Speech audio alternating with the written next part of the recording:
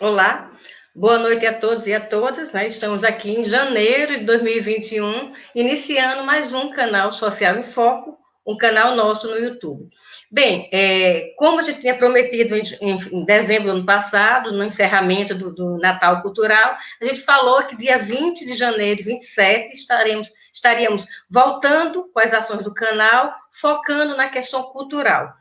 E a gente começou a pensar como é que vai ser o formato do canal nesse 2021, né? Então, a gente já teve a experiência de 2020, foi muito bacana, e aí eu quero agradecer a todos os parceiros que estiveram conosco em 2020, e colocar para vocês que o canal, ele está, a partir desse ano de 2021, fazendo uma nova configuração na sua programação. Então, a gente vai ter as 3 primeiras semanas de cada mês dedicada à discussão crítica, onde a gente vai estar abordando temas políticos, econômicos, sociais, e deixaremos a última quarta-feira para a gente poder focar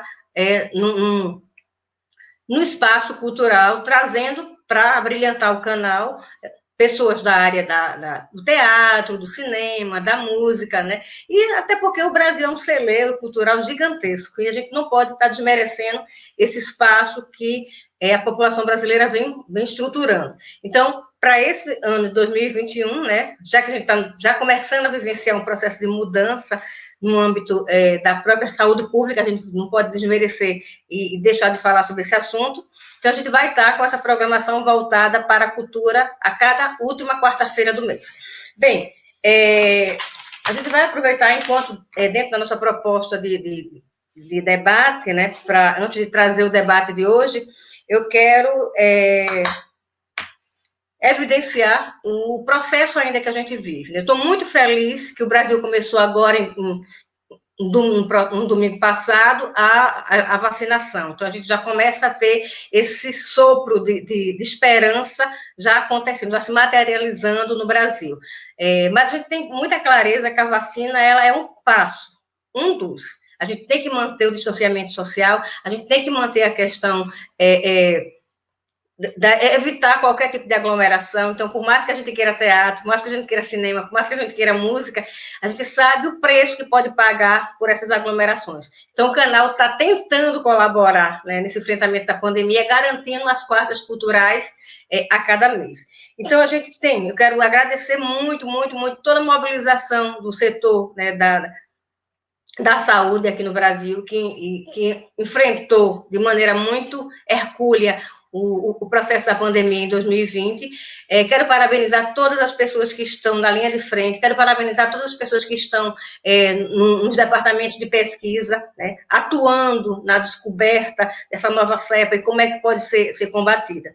Mas eu também quero, além de parabenizar todas as pessoas, né, eu quero frisar, enquanto postura política do canal, que nós estamos solidários aos mais de 211 mil famílias que perderam seus entes queridos.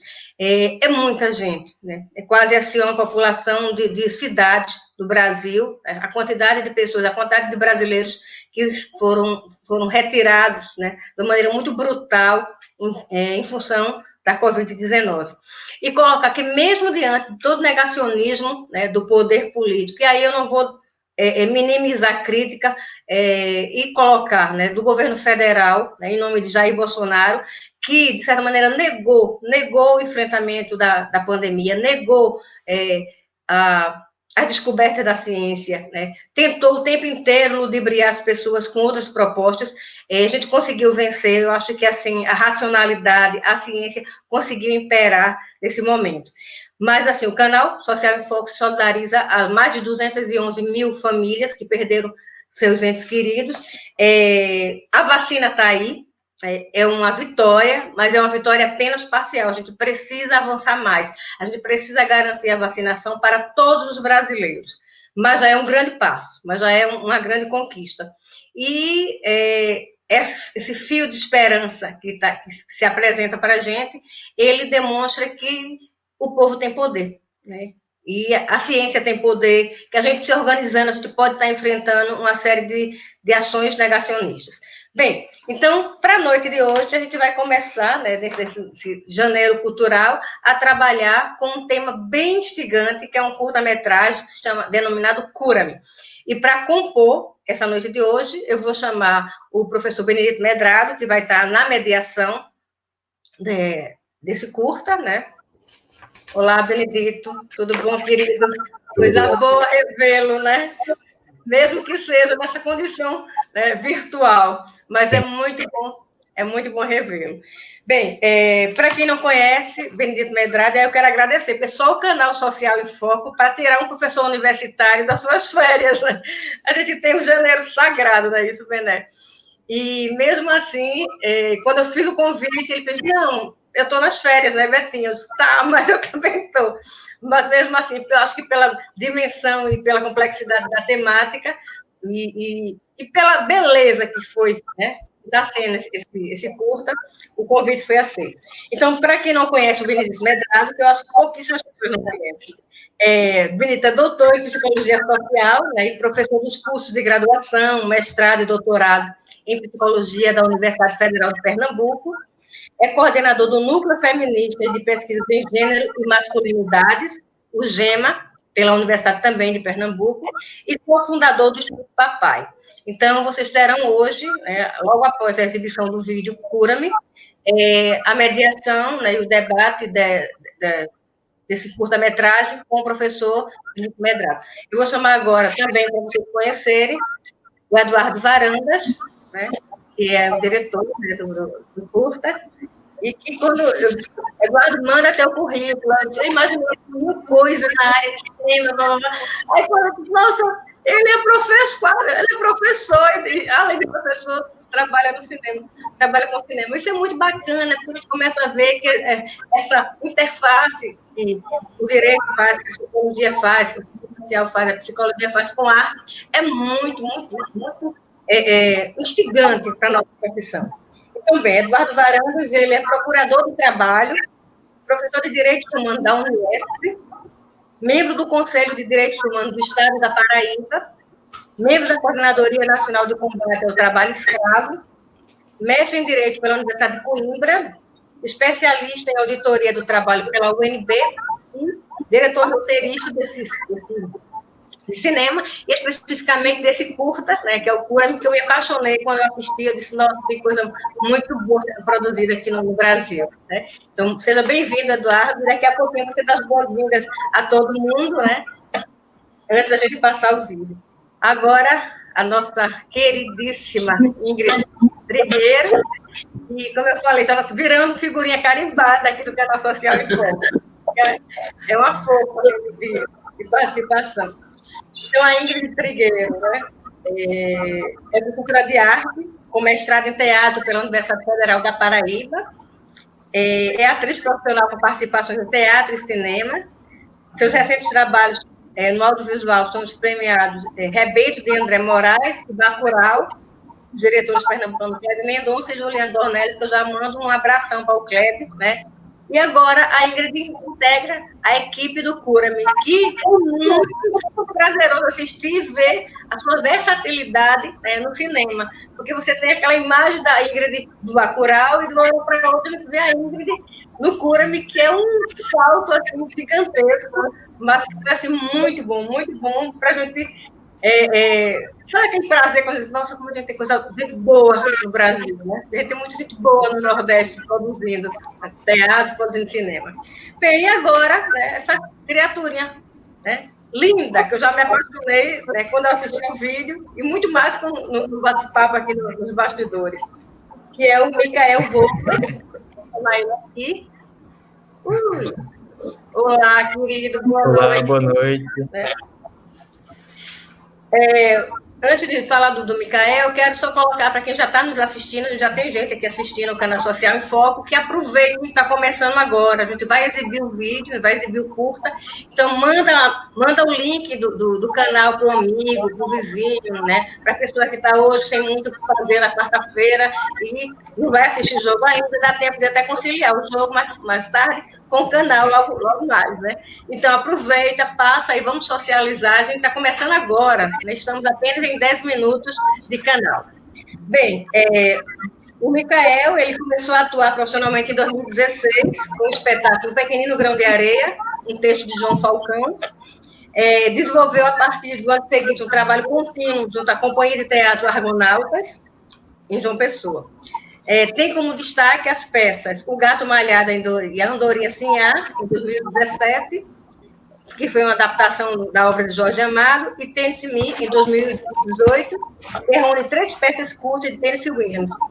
No cinema, atua agora atualmente com o Cura-me, né, e fazendo uma estreia assim, estrondosa com esse curta-metragem. Seja muito bem-vindo, Micael. Eu muito fiquei obrigado. apaixonada.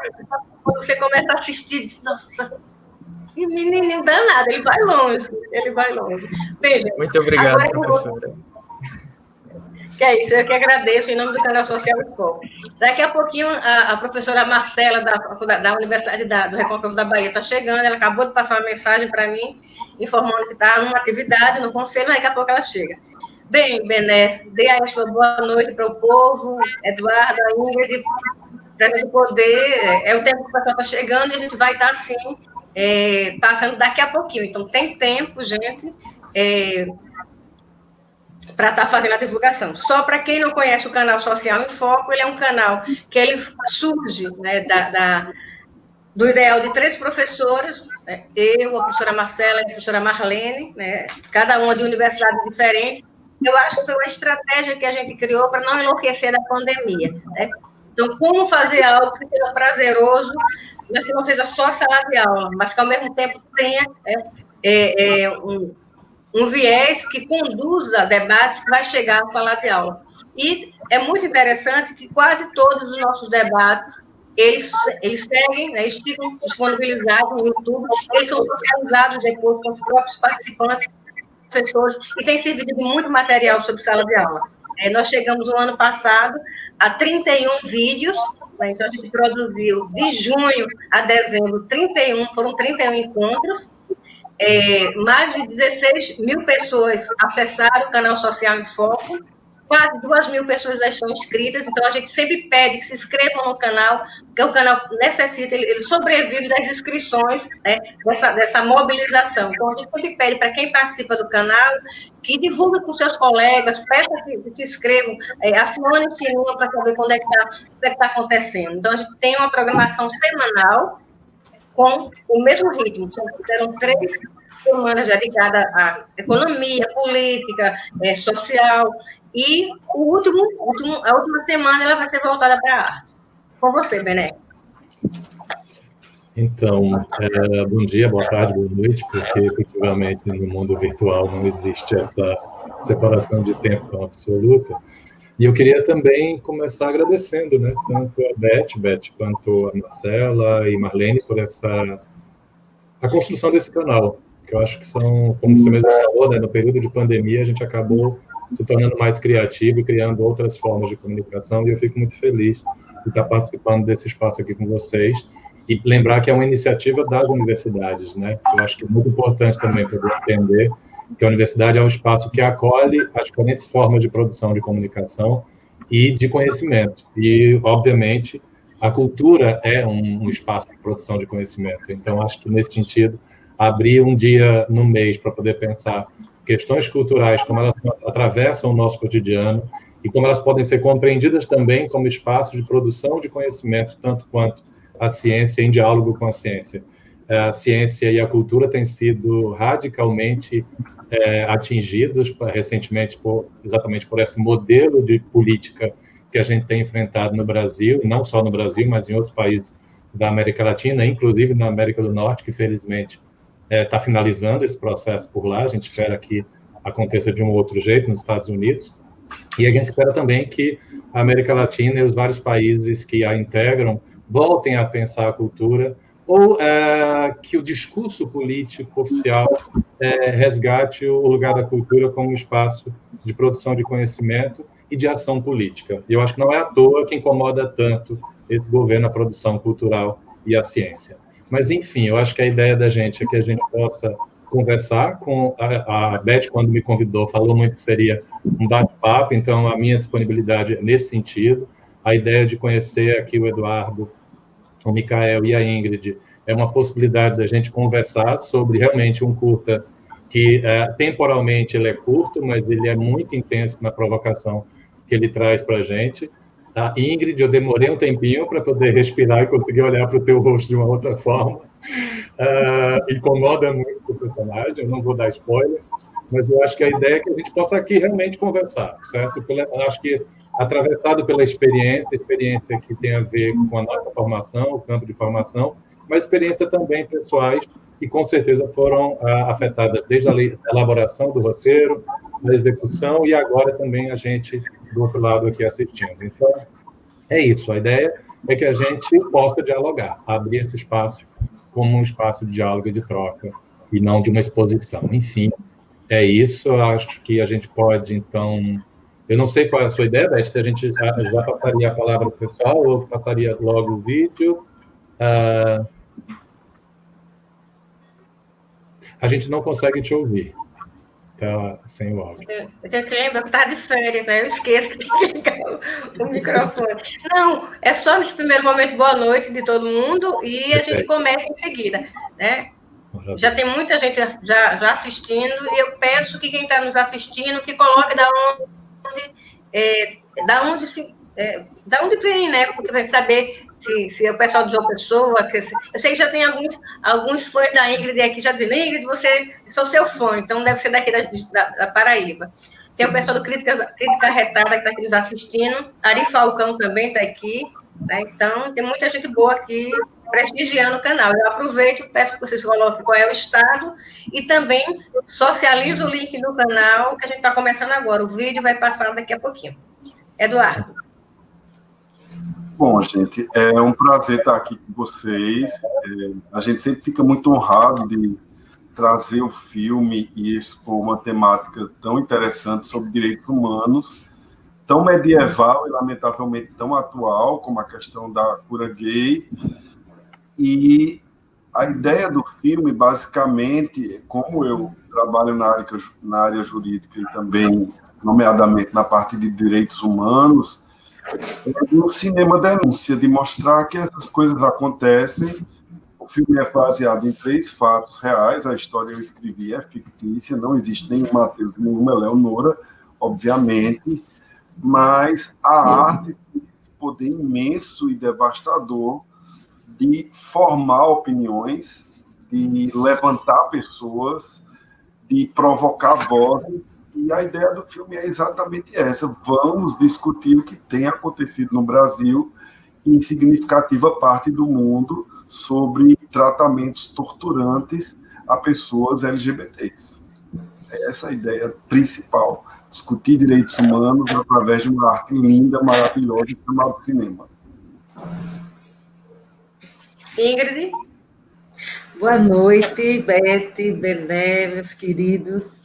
Eduardo e Micael, é um prazer sempre participar aqui do Social em Foco. E daqui a pouco a gente vai assistir o filme, conversar mais um pouquinho. Micael, querido. Boa noite, professora Beth, professor Benedito, os parceiros Ingrid e Eduardo, boa noite a todo mundo que está assistindo. Vamos acompanhar aí esse filme. Boa sessão para todo mundo, espero que gostem e depois vamos conversar. Ok, então a gente vai passar agora o filme, né? Então, pessoal, passa o link para os amigos, vai iniciar agora, né? Dá tempo de passar, dá tempo enquanto eu vou anunciar quem está aqui conosco já, né? Então a gente está com a Raíssa Oliveira, o Will Araújo, Amanda Targino, Ari Falcão,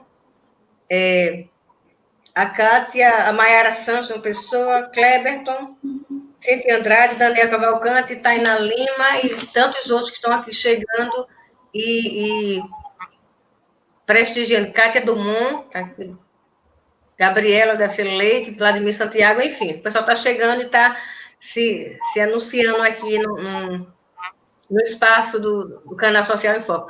Coloco para vocês também que logo após a exibição do vídeo e do debate, né, da mediação do professor Benedito, a gente vai também abrir para perguntas. Então, vocês vão estar aqui participando, assistindo, vocês podem formular suas questões e lançar, né, para qualquer pessoa aqui que vai estar colaborando com o debate de hoje, né? Então, está disponível a Ingrid, o Micael, o Eduardo, o próprio Benedito. Tá bom, gente? Então, eu agradeço, vou tirar vocês da tela e daqui a pouquinho a gente começa a passar o vídeo.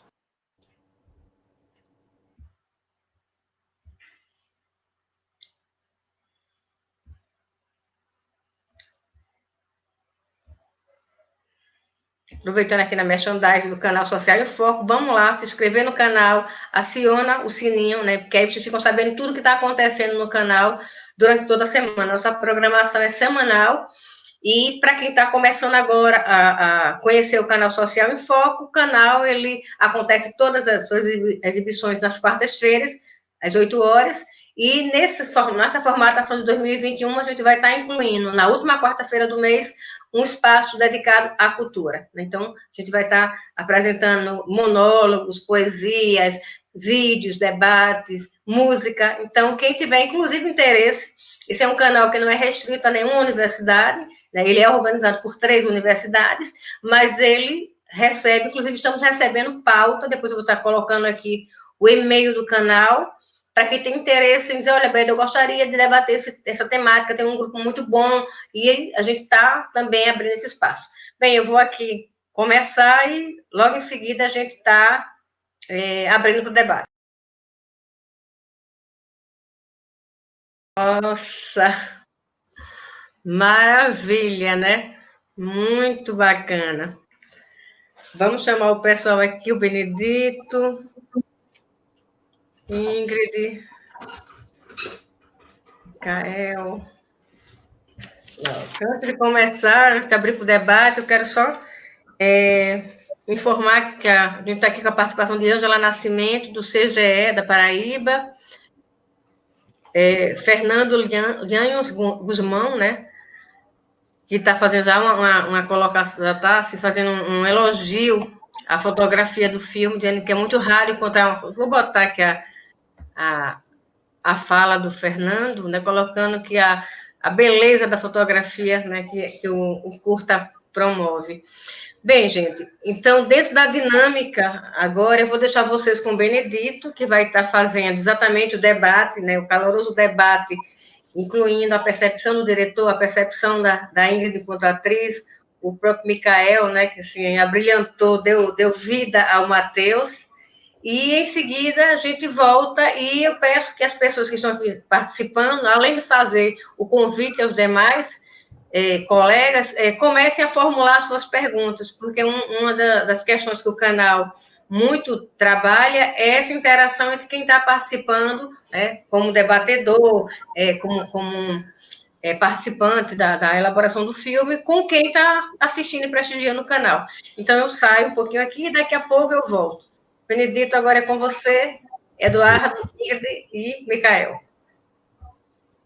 Vamos lá, então, a ideia, como eu tinha falado no início, né, da gente fazer um bate-papo, trocar um pouquinho de ideias, e eu queria começar com, talvez, algumas perguntas, e aí a gente vai circulando um pouco a palavra, e eu só queria pedir para que vocês pudessem se posicionar já no início, a partir de uma posição da experiência. E aí eu queria começar a perguntar um pouco como surgiu essa ideia, talvez o Eduardo pode começar falando um pouco sobre isso.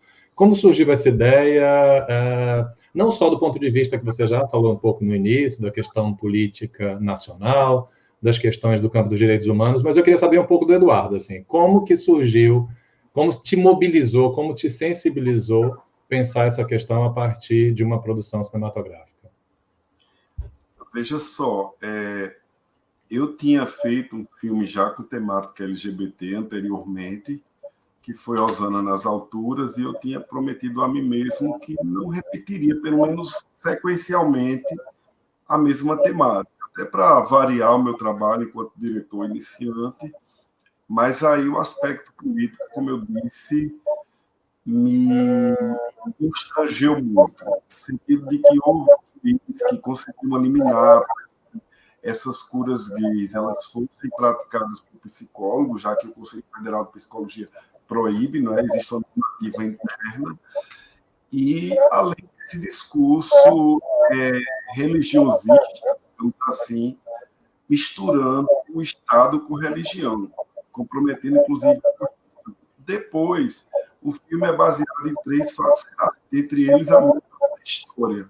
Então, na verdade, assim, a dor humana, mas a dor enquanto jurista que acredita no Estado laico, mas a dor enquanto cidadão, enquanto procurador, enquanto diretor, todas essas dores se juntaram num movimento só e, assim, em 10 dias eu escrevi o roteiro e coloquei na frente de produção de qualquer um outro. Então, assim, foi o grito da minha alma mesmo que fez com que essa história saísse. Então, os enxertos são misturados de 3 histórias, como eu falei, mas os fatos aconteceram, não com a mesma pessoa, mas aconteceram. Perfeito, Eduardo. E é possível perceber claramente a sensibilidade que o filme transpira. Eu acho que é por isso que essa minha primeira pergunta foi um pouco na linha da experiência, porque não parece ser uma produção ficcional. Embora essa relação entre ficção e realidade, para mim, é mera construção social, eu acho que a gente consegue perceber elementos muito sensíveis. Assim, a gente é provocado a entrar no lugar das personagens, e eu acho isso muito interessante, que a gente possa trabalhar na sensibilidade, né? Porque eu acho que a gente, muitas vezes, quando fica no plano da razão, a gente não consegue atingir aquilo que a gente quer. E aí eu acho que vou passar a palavra também para o Mikael e agora e para a Ingrid, nessa mesma linha de sensibilidade, tá? Pensar, que vocês pudessem falar um pouco, porque, assim, assistindo, a gente tem reação em relação a vocês, como personagens, de muito acolhimento em relação à dor do Matheus, mas a Ingrid atrai muito do nosso sentimento mais negativo, talvez, pensando que presenciar uma cena de tortura, a figura da torturadora nos provoca isso. Então, como é que foi para vocês assim, a leitura do roteiro, mas também o próprio o desenvolvimento da personagem na construção dessa história? Talvez até qual foi o momento mais difícil, talvez, perguntar um pouco para vocês, onde vocês não se identificavam de jeito nenhum, talvez, com aquela narrativa. Ingrid e Matheus, hora de desculpa. Boa noite mais uma vez, pessoal. Feliz demais pelo convite da professora Beth aqui para participar do Social em Foco. Eu costumo dizer e conversar com os colegas que conseguiram assistir, eu digo conseguiram porque a gente está no início, assim, eu espero, né, do caminho de cura-me para os festivais. Então, saímos há pouco tempo, em dezembro, exibimos o filme, né, no Festa Aruanda, no 15º Festa Aruanda. Eduardo foi contemplado com o melhor roteiro, tivemos também melhor atriz, e isso já nos dá uma felicidade muito grande para entender, né, como é que as pessoas estão conseguindo perceber essa história que Eduardo escreveu e que a gente deu cor, né, de acordo com o que ele vinha pensando.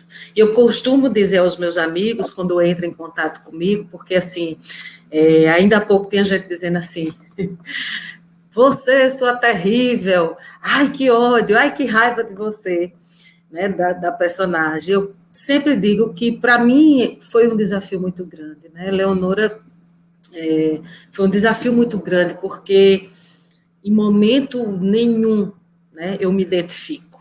Por isso que foi tão grande o desafio, porque a cada vez que eu lia, eu era tomada de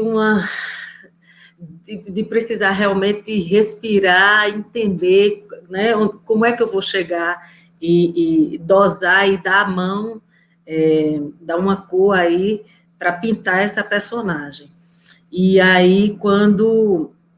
eu acho que começou assim, a experiência já começou com o desafio em fazer o teste. O nosso querido roteirista e diretor pediu para as atrizes o teste, era o teste justamente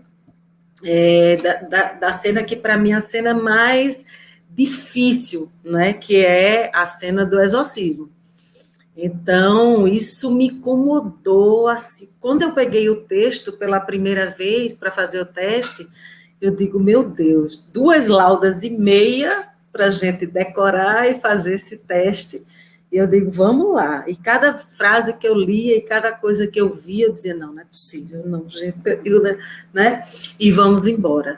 Mas dizer de como essa oportunidade da gente poder, por essa experiência, né, falar desse tema que Eduardo traz para a gente. Então, assim, para mim foi realmente um grande desafio, um cuidado muito grande que a gente teve junto com o preparador Bertrand Araújo, é importante dizer isso.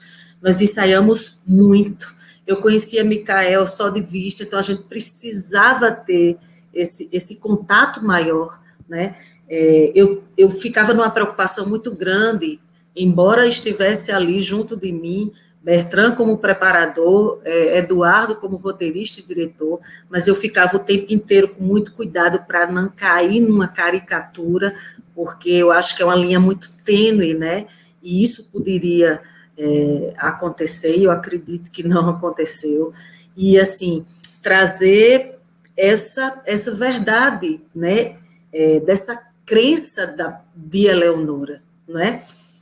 Que não tem nada a ver com Ingrid, né? E cada vez que Eduardo trazia para a gente os exemplos e conversou muito sobre essa escrita dele, como surgiu a ideia, as histórias e tantas outras coisas, né, para a gente tomar como impulso, né? Eu ficava sempre sem acreditar, né? E a Eleonora, ela mexeu muito comigo. Ela mexeu por isso, porque é um incômodo, né? Incomoda, né? Quando eu assisti a primeira vez o filme, nós fizemos Eduardo propôs que nós assistíssemos, né, virtualmente, já estava na pandemia, e eu terminei assim, ai meu Deus, ainda bem que tem esse final, para dar, porque mexe, né, mexe muito. Então foi uma experiência que me desafiou, mas me instigou muito, porque a gente que é ator, que é atriz, pega as oportunidades que aparecem e tenta, né, trazer. E é isso, Eleonora, isso que vocês viram que a gente conseguiu construir juntos. Não sei se te respondi, mas Sim, mais sim. coisas virão para a gente ir conversando. Você já fez ou faz psicoterapia? Só uma dúvida, uma questão. Eu fiz terapia muito tempo atrás, Certo. quando a minha mãe faleceu, e eu fiz, mas pouquíssimo tempo, isso tem quase 15 anos. E estava, né, numa outra linha. Assim, foi o único contato, se você disser assim, que contato você teve dentro de uma sala com uma psicóloga, né, com uma terapeuta? Pronto, foi há 15 anos, quase 15 anos atrás, e de uma forma muito breve, vamos dizer assim.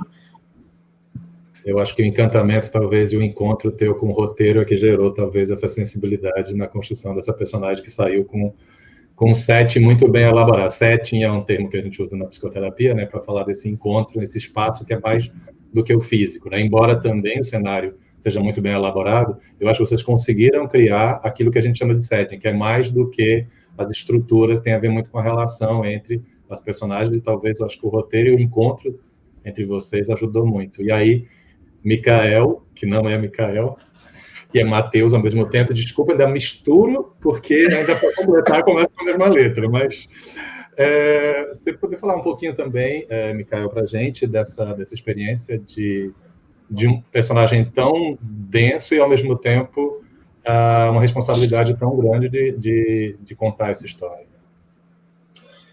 Eu achei muito legal isso que você falou da sensibilidade que transpira no filme, porque isso foi o que permeou todas as etapas da realização.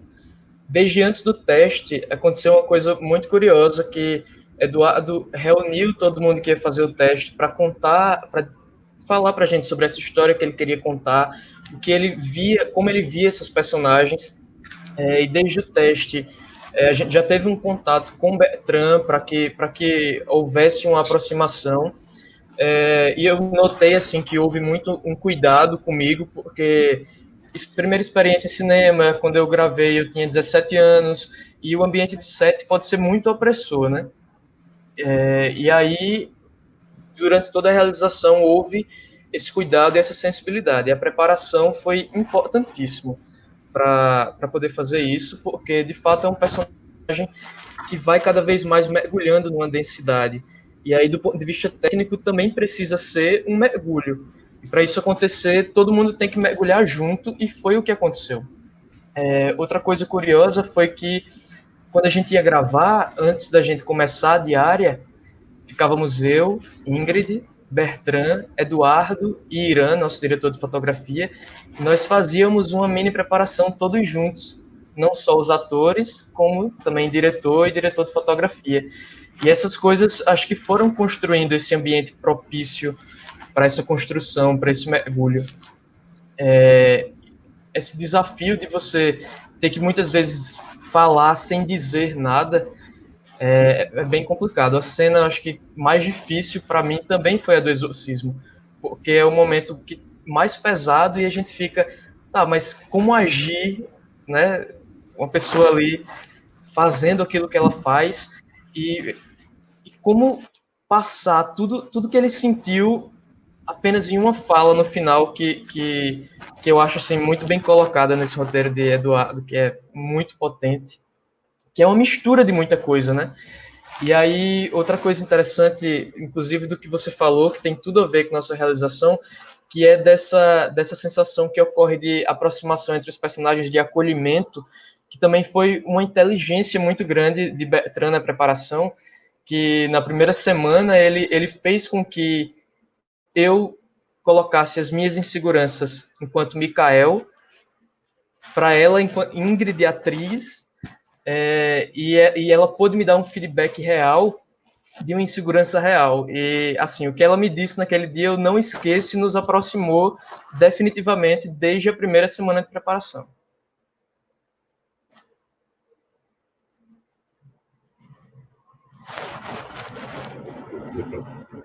Vocês estão me ouvindo bem agora?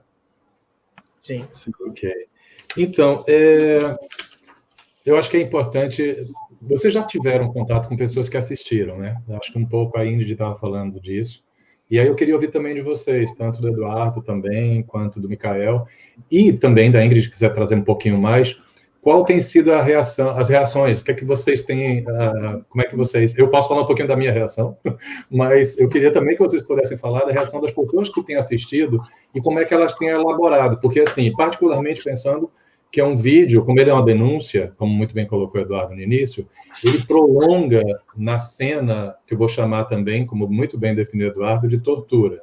Então, é um prolongamento daquela cena de tortura, e a resolução, no final, ela é um pouco mais curta. Isso me deu um pouco de... É como se me mobilizasse, assim, eu tenho que fazer muita mais coisa. E isso foi interessante, essa reação no final.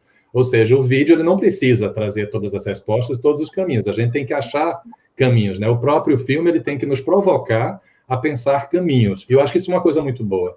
Quando a cultura promove isso, né? Promove não só assim, a reprodução daquilo que está sendo dito ali, ou seja, a gente não vai para um filme para aprender com o filme pelo que o filme está apresentando, mas é pelo que o filme está apresentando que a gente busca desenvolver práticas e conhecimentos que possam, de algum modo, dialogar com aquilo que nos provocou. Ele é colocado muito na ideia da provocação.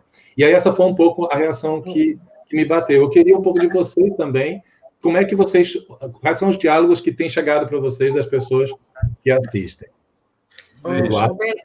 Bené, eu queria só fazer uma colocação aqui, porque assim, eu estou vendo um monte de perguntas chegarem aqui no chat, e como eu coloquei que a gente apresentaria no final, eu queria fazer uma nova dinâmica, a gente fazer intercalar. O teu debate pode ser? Pronto. Então, depois dessa rodada de respostas aí eu já vou botar a primeira pergunta, porque o pessoal está aqui pedindo, eu quero saber isso, né? Tá instigado. Ótimo. E tem tudo a ver com o que eu acabei de perguntar, inclusive, né? Tem a ver com as reações das pessoas. Vamos lá, veja só, eu fiquei assim muito feliz.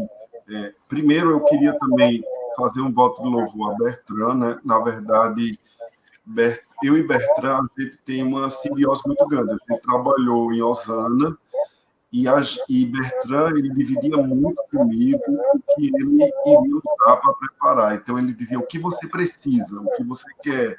Então, houve, de fato, uma simbiose entre mim e Bertrand, os atores de modo que as coisas acontecessem e de que tanto Ingrid quanto Michael pudessem perceber, através da preparação de Bertrand e da ideia do roteirista e diretor, a perspectiva que o filme desejava alcançar. Então, assim, esse casamento a quatro, né, um quatrisal, eu, Bertrand, Ingrid e Michael, de fato foi muito bem sucedido.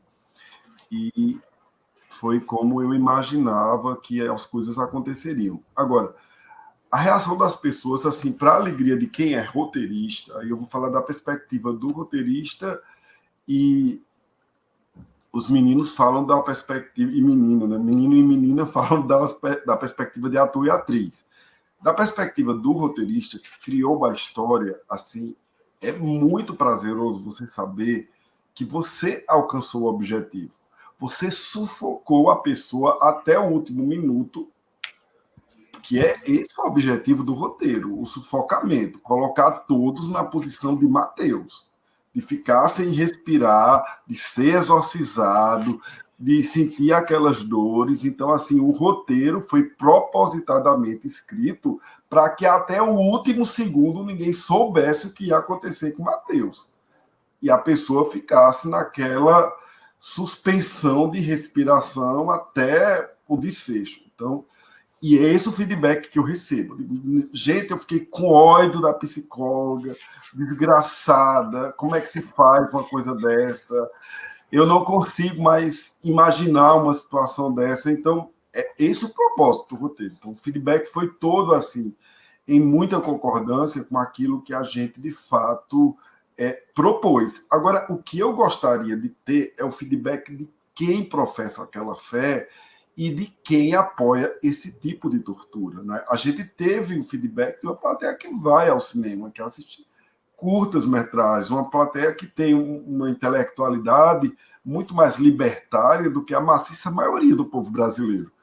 Então, eu gostaria de saber o que é que as pessoas que professam aquela fé, que já viram nas suas igrejas se falar de cura gay, porque se fala abertamente, o que elas pensam sobre esse tipo de tratamento torturante.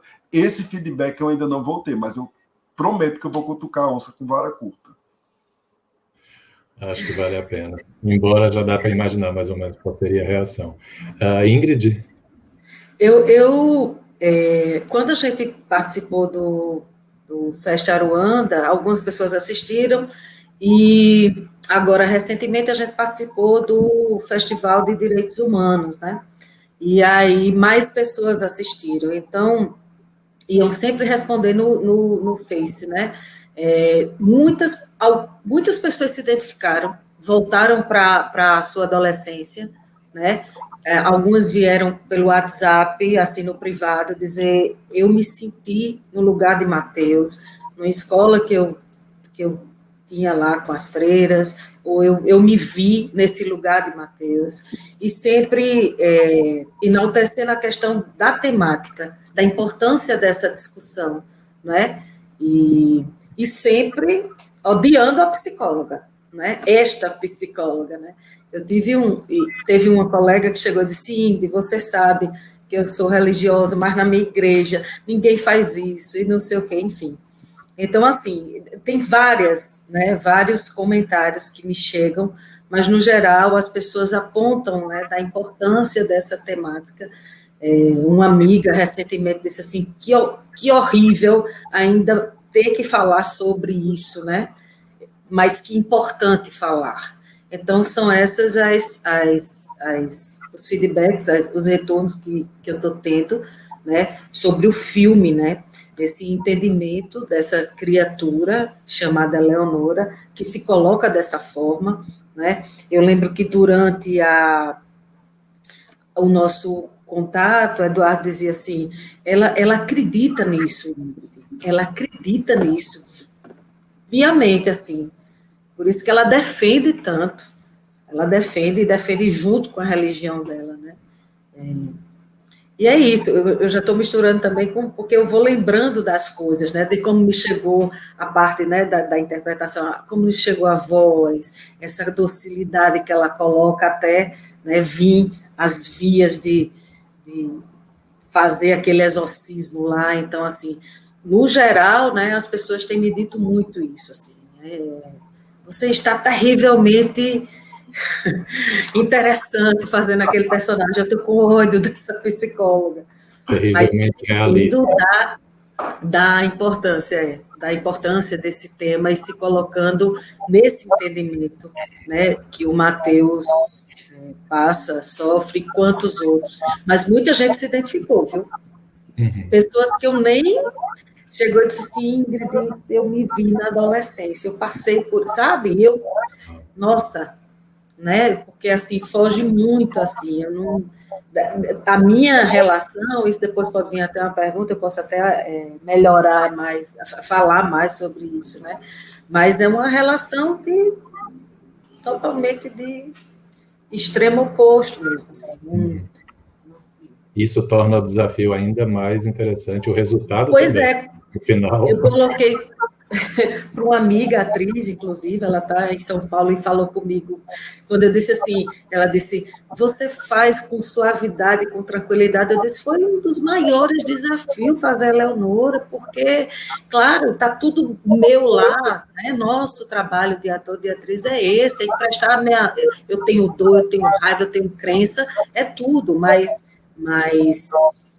é muito distante né, do que eu acredito, do que é colocado, né, e como, né, dominar isso, né.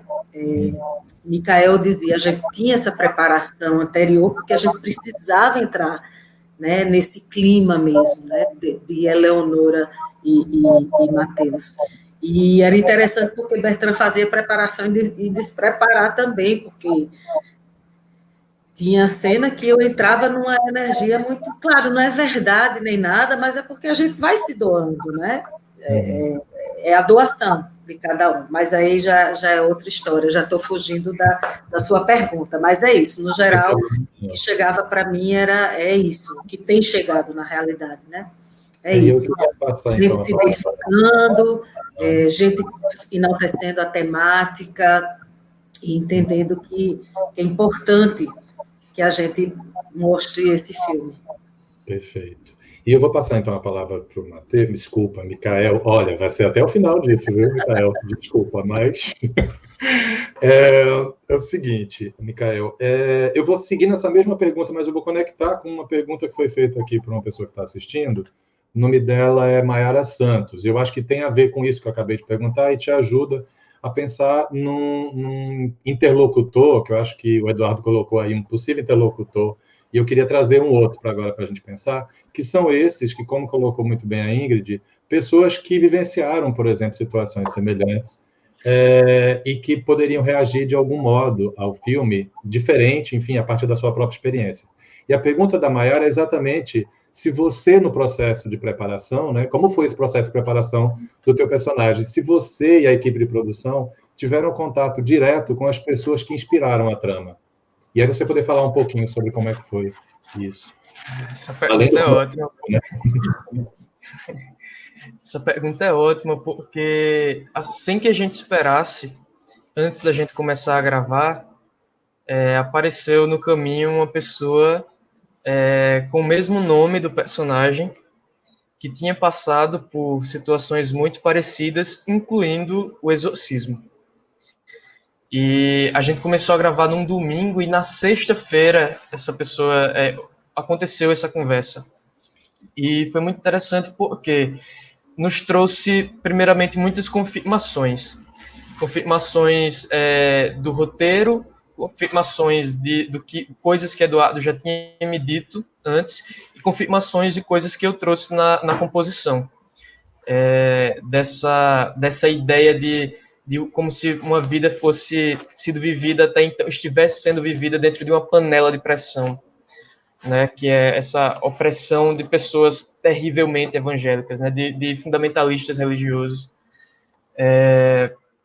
E aí, do ponto de vista do feedback, eu recebi alguns feedbacks de pessoas que se viram no personagem, e geralmente vem assim, feedbacks muito emocionados. Pessoas que muitas vezes dão um retorno prometendo voltar para falar depois, porque precisa pensar, refletir sobre o que viu. Eu cheguei a receber um feedback de um colega ator, um áudio assim de mais de 5 minutos, onde ele contava muito sobre essa identificação. E eu cheguei a receber, Eduardo, um feedback recentemente de uma pessoa religiosa, assim, um feedback para uma pessoa que pensa mais como Eleonora, que foi apenas esse, mas a pessoa disse assim, que gostou muito do filme, que viu o sofrimento, conseguiu sentir o sofrimento do personagem, mas que sabe que se Deus quisesse, ele poderia curar o personagem. Então a gente vê que tem pessoas que realmente acreditam que isso pode resultar em algo positivo e que deveria ser óbvio que não resulta, né? É uma verdadeira tortura psicológica o tempo inteiro. Mas, em geral, o que eu mais recebo de retorno é falando isso que tanto Eduardo como Ingrid falaram, de pessoas que se viram no lugar desse personagem e que terminam sempre com ódio da psicóloga. Não, assim, não tem uma pessoa que assista o filme e venha dar um retorno que não termine querendo matar Eleonora, assim, mexe muito com os ânimos das pessoas. Me permita só uma observação, é muito rápido. Primeiro, eu queria enfatizar que o filme não retrata a maciça opinião dos psicólogos brasileiros, tá? A ideia não foi essa. Se trata de... Existem psicólogos religiosos que fazem essa prática, mas a revelia do conselho, então, em momento nenhum, o objetivo foi desvirtuar a atividade científica da psicologia. É muito importante que se diga, para não passar uma ideia equivocada de que o filme está, na verdade, em contraposição a qualquer tipo de tratamento terapêutico, muito pelo contrário. E também uma outra coisa que eu acho assim, respondendo à pergunta, as pessoas originárias que inspiraram a trama, elas, na verdade, não sei nem se viram o filme. Tá? Que foram 2 amigos meus do passado, uns 10 anos atrás, mais uma terceira pessoa que fui eu, que não tem problema nenhum em dizer. Então, assim, os originários da trama, eles continuam ocultos e continuarão ocultos até que, eventualmente, se sintam vontade em se apresentarem. Era só esse pontozinho, porque existem os originários. Eu lidei com pessoas, como eu sou presidente do comitê LGBTQI, subcomitê LGBTQI do Ministério Público, então eu tenho mais ou menos contato com muita gente que passou por esse processo de uma forma ou de outra. Então, mas os originários, a psicóloga que existe até hoje, ninguém sabe quem é, porque eu jamais diria por uma questão ética e tal. Eu acho que é importante, talvez eu vou daqui a pouquinho ler essa pergunta, e é bom, já temos mais uma pergunta aqui. Eu sou psicólogo de formação, eu tenho 26 anos que eu fiz psicologia, que eu concluí o curso de psicologia. É mais, talvez, do que a idade do Micael, né, Micael? Então, assim, eu terminei em 1994 o curso de psicologia, e fiz mestrado na sequência, fiz o doutorado, terminei em 2002. Nesses anos todos estudando, eu já estou com 16 anos, vou fazer 17 anos agora, como professor da UFPE, do curso de graduação em psicologia, no curso de mestrado em psicologia, do curso de doutorado em psicologia.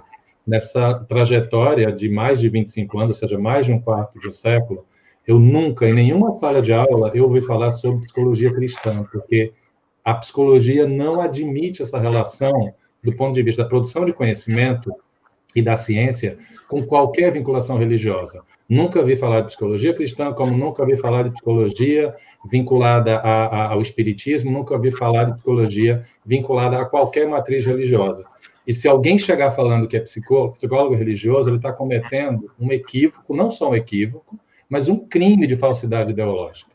Porque, na medida em que não existe essa profissão, não existe isso considerado dentro da psicologia, isso é importante, porque esse vídeo vai circular, é importante que as pessoas saibam disso. Isso não pode existir. Quando o Eduardo está colocando que isso existe, como ele mesmo colocou, a revelia do Conselho Federal de Psicologia, que é a entidade que regula as práticas de psicólogos nesse campo. e da psicoterapia. Então, assim, efetivamente, a gente não pode admitir que isso aconteça. Se você souber de algum caso, você oriente a pessoa para que ela faça, sim, essa denúncia, porque eu acho que esse vídeo, como denúncia, Eduardo, ele vai acabar gerando também uma coisa importante, que é levantar o véu, que, como muito bem colocou o Micael, vão começar a aparecer casos de pessoas que vão se identificar não só com a narrativa, como começar, talvez, a encontrar no filme um caminho para sair desse processo. E aí saber que existe um caminho para sair desse processo, que é buscar a entidade que responde por isso. Quando, inclusive, a Leonora, ela fala, né, para o Matheus, assim, você quer uma psicologia tradicional ou você quer uma psicologia cristã, de base cristã? E aí ela diz que a psicologia é neutra? Não, desculpa, Leonora, mas além de você fazer uma prática equivocada do ponto de vista psicoterapêutico e equivocada do ponto de vista ético, você também está cometendo um equívoco do ponto de vista da definição da ciência. A psicologia não é neutra. A psicologia é um instrumento de promoção da saúde e de direitos humanos. Portanto, essa prática que acontece lá não é uma prática da psicologia. Se alguma pessoa que faz isso diz que isso é psicologia, ela precisa ser denunciada para aquele órgão que diz o que é psicologia e o que é psicoterapia a partir da experiência da psicologia. Então, só queria aproveitar esse espaço também para poder falar dessa posição também da ciência psicológica, tá? Porque a gente ouve muito essas expressões e é importante a gente esclarecer para quem está assistindo. Eduardo? Me permite só fazer uma confissão. Sim. Essa parte da psicologia e psicologia cristã eu não criei. Essa parte veio da terapeuta que me inspirou, tá? De um relato de um ex-paciente. Então, essa não é ficção. Ok.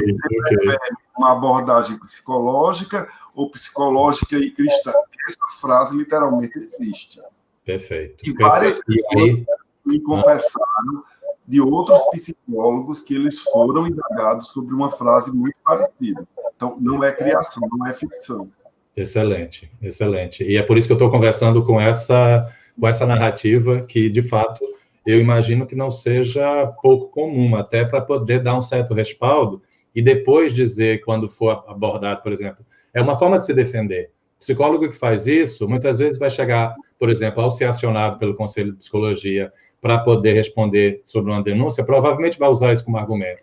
Dizer, olha, mas eu não estava fazendo psicoterapia. Sim, você estava dentro do espaço psicoterapêutico de produção. Não, ainda vai dizer que o paciente optou, né? Foi o paciente que optou, a culpa é do paciente. Mateus foi que disse cristã, sim, entendeu? Então, sim, essa é a grande jogada. O paciente optou. Pois é, isso se chama charlatanismo. É a palavra que a gente pode usar para falar sobre isso. E, efetivamente, a opção ela tem que ser dentro do escopo daquilo que está sendo oferecido. Aquele consultório foi aberto, aquela autorização que o Conselho Regional de Psicologia, que é quem autoriza a pessoa a desenvolver essa prática do ponto de vista da psicologia, não foi para esse fim. Então, é importante que as pessoas, e aí eu estou falando especialmente para quem está assistindo, que possa, eventualmente, estar passando por um processo semelhante ou conhece alguém que está passando por um processo semelhante. Isso não é atuação da psicologia. Então, isso pela maioria do conselho e o órgão, isso é desde 1999, minha gente, não é recente. Tem mais de 20 anos essa resolução 01 do Conselho de Psicologia. Então, a gente não é uma novidade, infelizmente, é a resolução mais atacada do próprio conselho. Volta e meia tem psicólogos que querem desenvolver essa prática, mas psicólogos que estão nadando contra aquilo que, inclusive, como eu disse antes, aprenderam na sua formação. Então, acho que é importante que a gente aproveite, eu acho que esse espaço do cinema, da produção cultural, para poder, quem sabe, modificar práticas e que a gente não precise, daqui a 20 anos, um outro diretor ter que fazer uma história semelhante, né, Eduardo? E que possa fazer outras histórias, né, que possam construir outras narrativas. E eu acho fantástico que essa situação que aconteceu com o Eduardo gerou uma pessoa preocupada em transformar a vida de outras pessoas que não passam pela mesma questão. Eu acho que era bom agora, se a gente puder botar a pergunta, que acho que é dirigida para a Ingrid, né?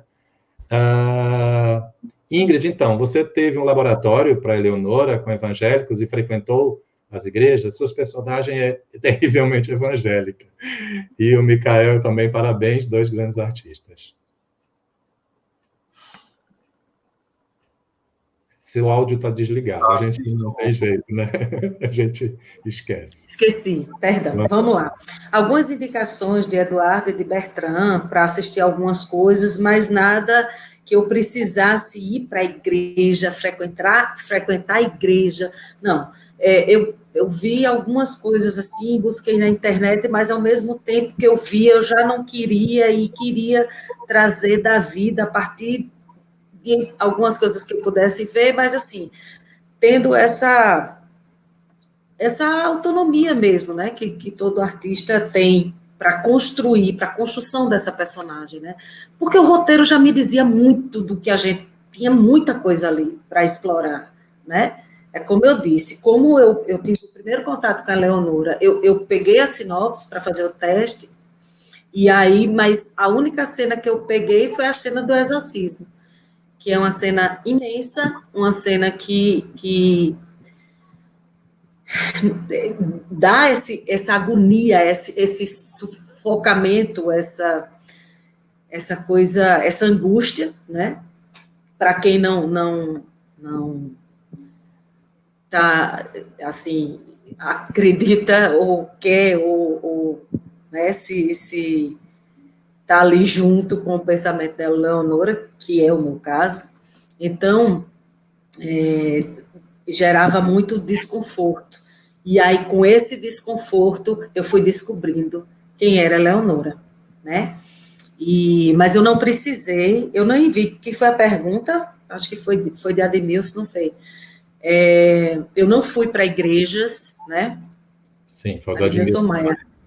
Beijo, querido, de Campina Grande. Eu não fui para igrejas, né?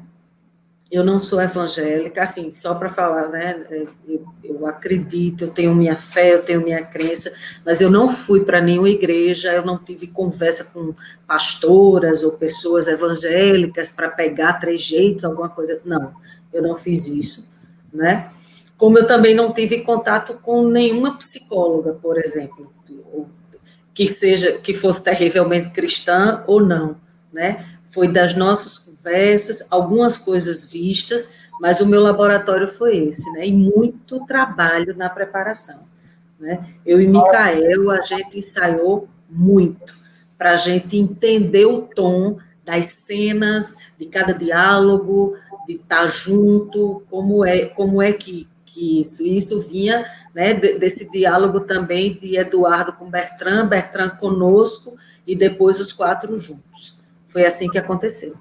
Eu tenho a impressão que talvez o que você conseguiu capturar muito bem dessa personagem, Ingrid, foi esse cuidado que você teve em mostrar que ela queria de fato ajudar ele, que havia um interesse. E eu acredito que essas pessoas que realizam essas práticas, elas têm esse genuíno interesse mesmo de ajudar, de contribuir para a redução do sofrimento das pessoas.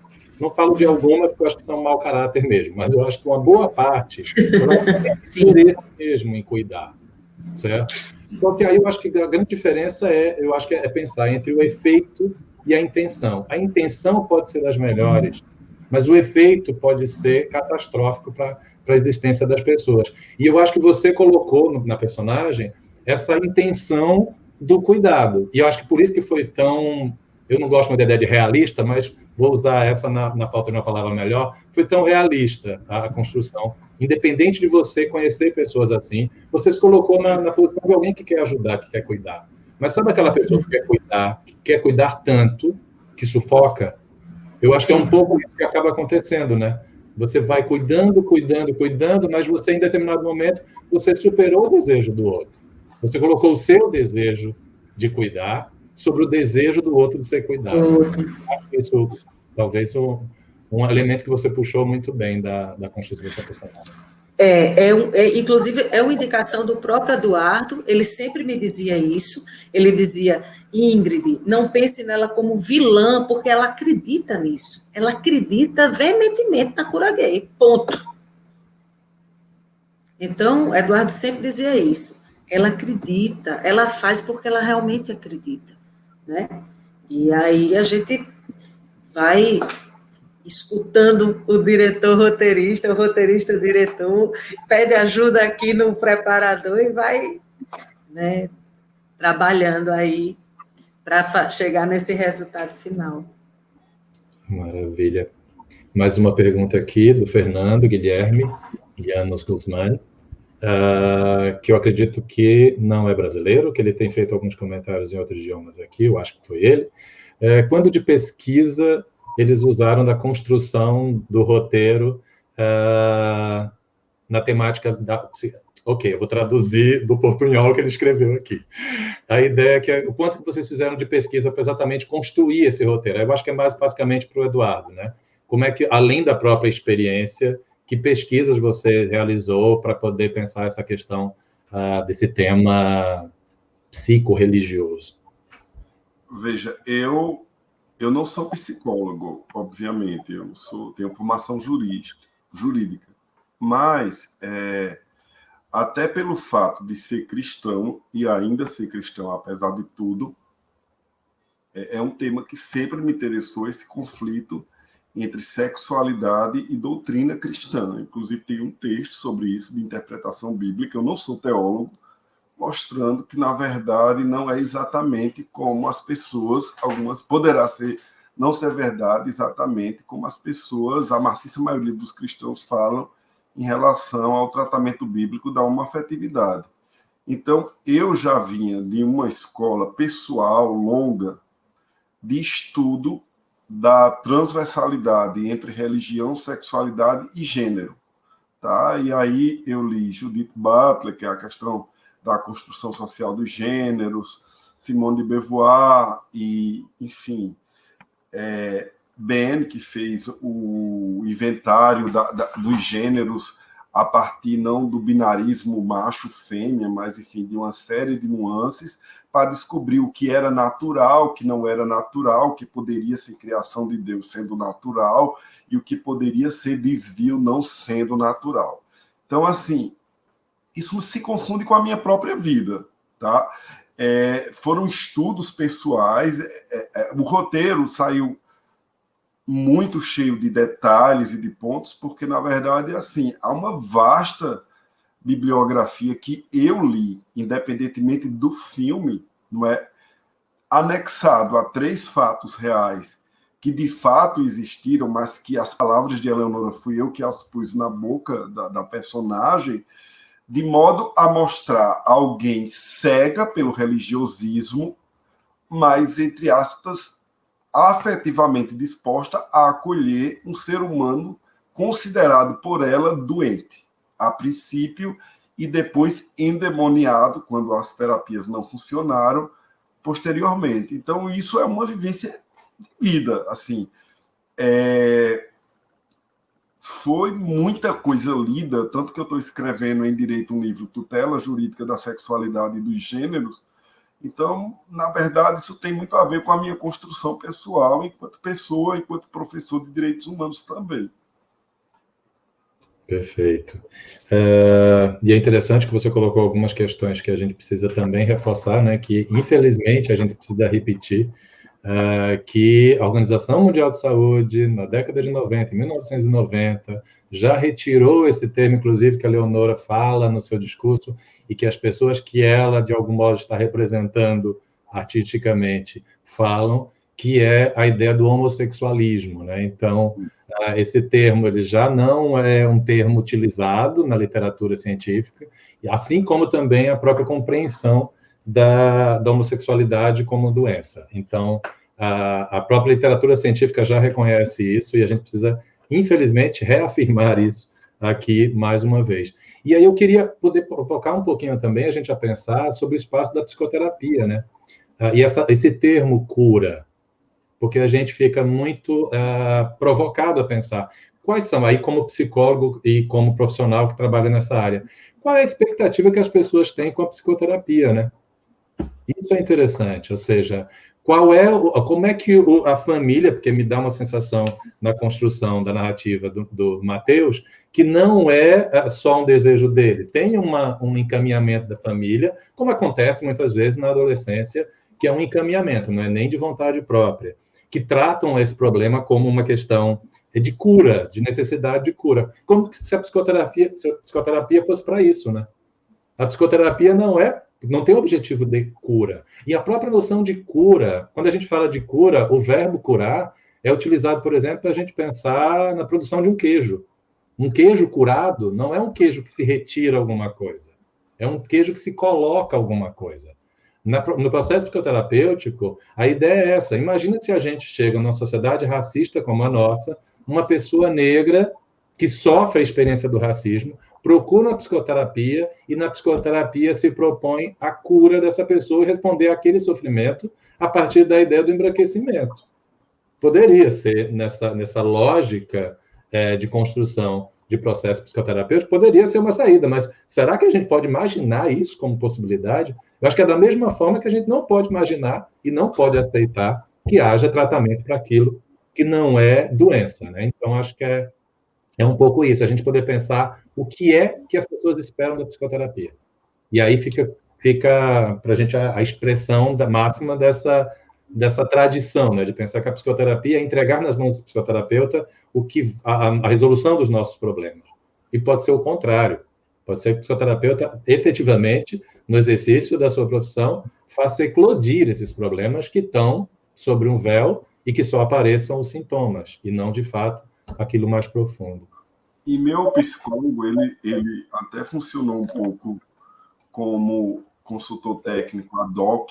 Ele disse o seguinte: Eduardo, por que, com tantas profissões, psiquiatria, antropologia, sociologia, por que levaram isso para essa maldita cura para a psicologia? O que é que os psicólogos têm a ver com falsa doença psicológica, porque não é doença? Uhum. E por que atribuir aos psicólogos? Por exemplo, essa questão já é muito mais superada na psiquiatria. Não há mais uma discussão assim tão acirrada. E na psicologia ainda querem tributar aos psicólogos uma cura de algo que não é doença. Então, realmente é muito pertinente essa colocação, porque ainda existe, lamentavelmente, dessa natureza. Infelizmente, tem a ver muito com a tradição da psicologia, né? A psicologia, como ciência, ela surge como instrumento de regulação e de controle. No Brasil, ela surge como ciência e profissão na época da ditadura militar no Brasil. Então, não é por acaso. Ela tem um pouco essa tradição desse lugar de regulação, de controle. Quando acontece algum problema na escola, né, chama o psicólogo para responder e resolver. Quando tem um problema na família, chama o psicólogo. Na empresa, é sempre para resolução de problemas. E eu acho que a psicologia foi se revendo ao longo desses anos e repensando que a sua prática pode produzir aquilo que ela está tentando evitar e tentando desconstruir. Eu acho que é um pouco esse processo que, infelizmente, tem a ver com a tradição, mas que tem sido revisitada. E que é bom que a gente possa falar de outras formas de fazer psicologia. Micael, você está onde? Nesse momento. O seu áudio, não sei se você está ligado. Casa. Ops. Em sua casa. A internet está dando uma falhada, né? Um pouquinho aqui para mim. Mas você consegue nos escutar bem, né? Você falou que deu umas travadas assim, mas acho que no geral, sim. Ele tem um certo delay, eu acho, no teu áudio. Então, eu queria saber um pouquinho, você falou, eu ouvi rápido, que você gravou, quando você gravou você tinha 17 anos, foi isso? Isso, 17. Uhum. E aí, assim, óbvio, não precisa entrar nos detalhes da preparação, porque eu acho que você colocou um pouco isso, que a primeira questão que foi colocada para você eram as provocações em relação à sua própria experiência com essa questão, né? Uma questão da sexualidade, enfim, com a questão de processos enfim, das sensibilidades relacionadas a essa questão. Mas você tem amigos e amigas que passaram por situações semelhantes, ou que, não necessariamente exatamente nessa situação, mas que na adolescência foram objetos de regulação e de controle, enfim, de práticas semelhantes? Só uma correção em relação à preparação, foram questões de âmbitos diversos e que a gente foi aproveitando de alguma forma, como... Porque, assim, acho que os incômodos em diferentes esferas nascem de um lugar muito parecido, que eu identifico como necessidade de pertencer, de pertencimento. Então, a gente partiu mais ou menos por aí e foi colocando até chegar nessa questão da sexualidade. Eu não tenho amigos próximos assim que passaram por uma situação tão opressora como a que acontece, como é que acontece com o Matheus. Mas eu já tive contato, inclusive trabalhando como ator, com pessoas que passaram por esse período de repressão de sexualidade, especialmente na adolescência, e que falam hoje abertamente, e que, óbvio, que saber dessas histórias foi muito pertinente, e eu usei essas histórias, né, para compor esse personagem. Inclusive, quando tive a conversa com o Matheus da vida real, que não inspirou o filme, mas que tem essas coincidências, muito interessante ver o jeito como as pessoas que passaram por isso dão seu depoimento. Porque, por mais que as coisas estejam bem resolvidas no âmbito da sexualidade, é um registro que fica para sempre, né? Fica no discurso, no olhar. Então, especialmente as histórias assim ao longo da vida que a gente escuta, mas principalmente essa conversa com esse rapaz antes de gravar foram muito determinantes nesse sentido, e a identificação de perceber que muitas coisas que a gente passa sofrem alterações no modo de sentir, mas partem de um sentimento meio parecido. Especialmente na adolescência, essa questão do pertencimento, eu sinto que é muito comum em diferentes esferas e a todo adolescente. Perfeito. E é interessante também poder pensar que essa narrativa ela não atinge só adolescentes, né? A gente sabe de experiências de pessoas que, mesmo na fase adulta, eu fiz uma pesquisa que era uma pesquisa em vários países, eu estava trabalhando em São Paulo na época, e aí era Malásia, Filipinas, Nigéria, e no Brasil foi feito em São Paulo e em Pernambuco, que era com homens contando histórias sobre a sua vida. Enfim, eram narrativas de vida, e a gente queria entender mais ou menos qual era o lugar do cuidado do outro e do cuidado de si, e da vida reprodutiva desses homens. E eu me lembro claramente de um senhor que eu fui entrevistar, ele morava num albergue em São Paulo, aos 65 anos, e ele não tinha mais família, ele tinha sido expulso da família, ele tinha, por causa exatamente de alguma desconfiança sobre a sexualidade dele, que ele não falava muito bem. Enfim, abreviando a história, é que em determinado momento ele começou a chorar, porque ele disse que era a primeira vez que ele estava podendo falar sobre aquilo, e que aquela experiência, como você bem colocou, Micael, na infância, na adolescência, no caso, de ter sido expulso de casa por um desejo, por um suposto desejo dele, que ele nem tinha muito bem elaborado isso, criou uma marca para o resto da vida dele. Isso criou repercussões dele não conseguir reagir na própria vida, ou seja, tem pessoas que, como o companheiro, na época, o amigo do Matheus, que era o Caio, não é isso, eu acho? Isso, Caio. Que infelizmente acaba encontrando no próprio suicídio uma saída, porque a dor era tão grande que ele não suportou. É interessante que a gente pense que, assim, tem outras formas de morrer, infelizmente, que não é a morte física, pode ser a morte da existência, e a morte do desejo é a morte da existência, mas tem, felizmente, pessoas que conseguem fazer aquilo que a gente chama de experiência de resiliência, né?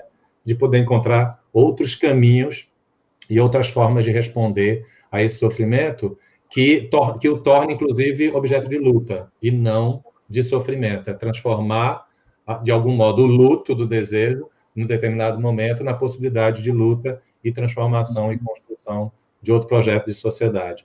Eu estou falando isso, acho que para vocês que se envolveram nesse projeto, para o Eduardo, que lançou essa pedra nessa água e que vai reverberando, né, de formas diversas. Enfim, um agradecimento que eu queria fazer para vocês. Veja só, a gente colocou a questão do suicídio do Caio porque também as estatísticas me preocupam muito em relação ao alto índice de suicídio, é 4 vezes maior, né, em jovens LGBTs, por questão de autorrejeição. Então, assim, o motivo principal foi exatamente mostrar às pessoas que esse tipo de tortura, de rejeição social, leva outros à morte física mesmo, ao cometimento de suicídio, né? Chega a esse nível de gravidade. Então, foi também um alerta. Fora as pessoas que se sentem autorizadas também a tirar a vida de outra pessoa em função disso. O Brasil é o país que mais mata LGBT no mundo, não é por acaso, ou seja, não só o suicídio, mas a próprio homicídio, né? E o feminicídio também em algumas circunstâncias. E eu acho legal também a gente lembrar, né, que a experiência LGBT ela é diversa, tanto do ponto de vista da própria condição de identidade de gênero ou de orientação sexual, que o que a gente está trazendo aqui é a questão da orientação sexual, ou pelo menos do desejo, não precisaria necessariamente pensar em orientação, mas do desejo homossexual, mas que também essas mesmas práticas têm atingido pessoas trans, sejam homens e mulheres, e também atraídos por esse desejo, esse sonho de que na psicoterapia vai ser o fim do seu sofrimento. E o próprio Conselho de Psicologia também, mais recentemente, em 2018, lançou uma resolução exatamente para coibir qualquer prática de psicoterapia desenvolvida por psicólogos, buscando também a cura dessas pessoas em função da sua identidade de gênero. E aí é um outro tema que a gente também poderia explorar em outros momentos, enfim. Eu queria fazer uma pergunta a Ingrid e Matheus, será que eu posso? Sim. E eu não sei se Beth tem mais alguma pergunta também, mas pode fazer, por favor. Ingrid a gente lê. Matheus, eu queria saber, depois dessa experiência, já que, pelo que a gente conversou em outros tempos, era algo novo, um mundo novo para vocês, não é? Da questão de cura de algo que não é uma doença. Ingrid confessou que não é a religião dela, que ela é completamente diferente de Eleonora. Então, assim, em que esses personagens colaboraram no autocrescimento de vocês enquanto seres humanos? Feito, inclusive, para poder fazer conexão com a pergunta, porque parece que a gente está bem sintonizado aqui, porque a pergunta dialoga diretamente com isso que você colocou, Eduardo, que é da Kátia Dumont, que ela diz o seguinte: cada um com sua verdade e sofrimento, de todos os lados. Ingrid e Micael, qual a sensação de interpretar as dores dos lados opostos? Psicóloga cristã e um jovem desabrochando a sexualidade. Acho que poder conectar um pouco a resposta de vocês com isso também, acho que era legal.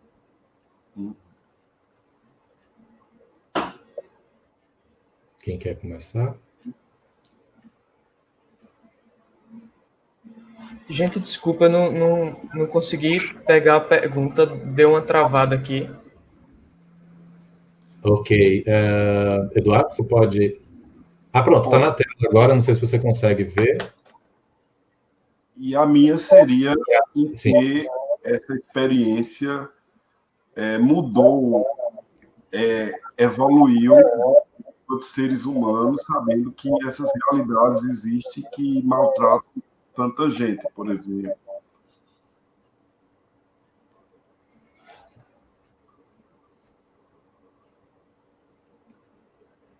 Conseguiu ouvir agora, Micael?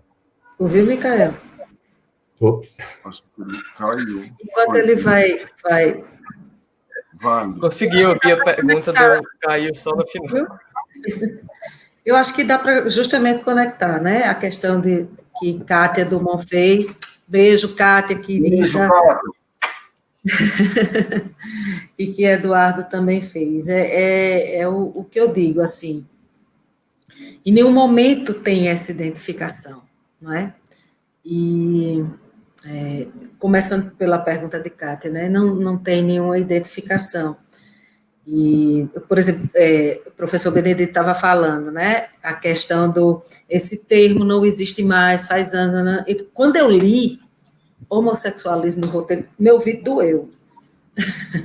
Então, eram desconfortos, né, que iam se entrelaçando para a atriz, ao mesmo tempo em que a personagem não sentiria jamais isso, né, porque ela... é o que ela quer, o que ela acredita, é o que ela acha que é certo. Então, opostos, né? E aí isso faz com que a gente reflita ainda mais, né? Porque se eu tenho um nível de consciência, de entendimento, né? Eu, Ingrid, tenho um nível de consciência, de entendimento e que não me afirmo como, né, igual àquele pensamento da Eleonora, isso depois que a gente fez, que viu o filme pronto, né, isso fica sempre mexendo com a cabeça da gente.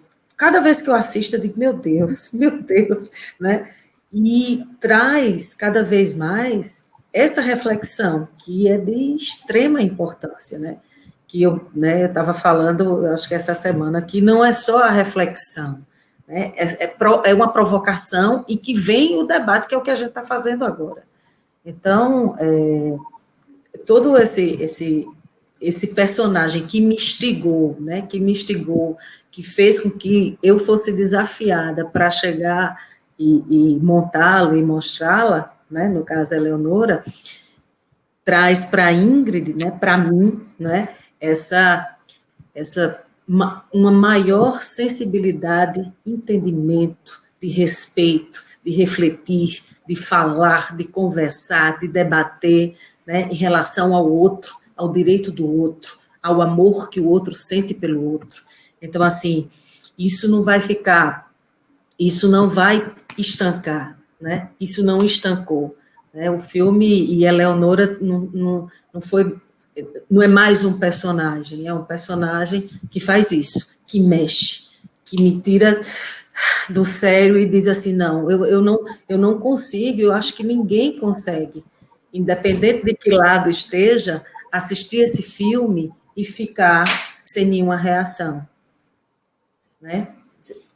Não sentir e sair do mesmo jeito. Você, no mínimo, você vai dizer, puxa vida, esse menino, puxa vida, ela disse isso, puxa vida, o que é que cura-me quer dizer? Então, é isso, não tem como não pensar. E isso, obviamente, que traz para mim, para o meu autoconhecimento, ou para o conhecimento e pensar no outro, pensar em tudo, e trazer essa reflexão, que é de extrema importância, dentro de um tema que a gente realmente precisa conversar e não fechar os olhos. Perfeito. É quase como se fosse um efeito psicoterapêutico do próprio filme. Ou seja, é isso que a gente espera de uma psicoterapia, é que a gente chegue ali e consiga construir outras narrativas diferentes daquela que a gente acostumou a acreditar que era assim que a gente é, né? Aquela narrativa da gente, a narrativa de si, ou seja, aquilo que a gente aprendeu desde sempre que nós somos assim. E aí a psicoterapia vai tentar nos ajudar exatamente a construir outras narrativas que sejam mais saudáveis do ponto de vista da realização dos desejos. Eu não sei se o Matheus consegue... Desculpa, Matheus, de novo. Micael, se você quiser ouvir, vai ter jeito, né?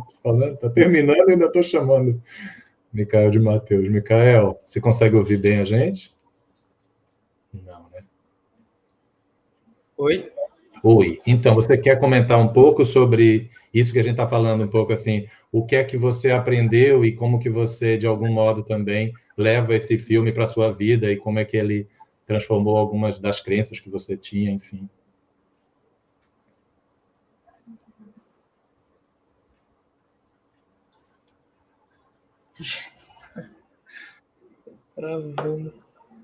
A gente está te ouvindo bem. A gente está te ouvindo. Eita. Voltou, Micael. Está te ouvindo, está te vendo. Fala aí. Tá dando para ouvir? Sim. Sim. Tá.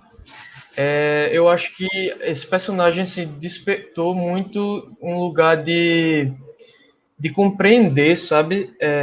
A gente...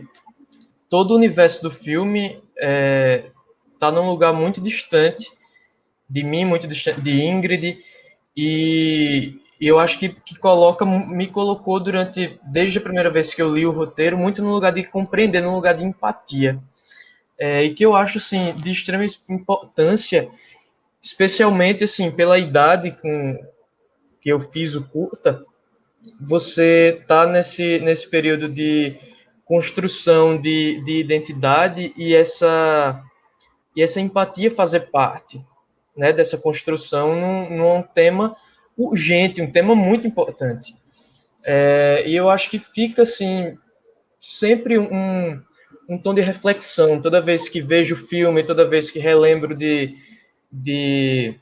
da história do filme, pensar que esses personagens são muito mais reais do que a gente pensa, né?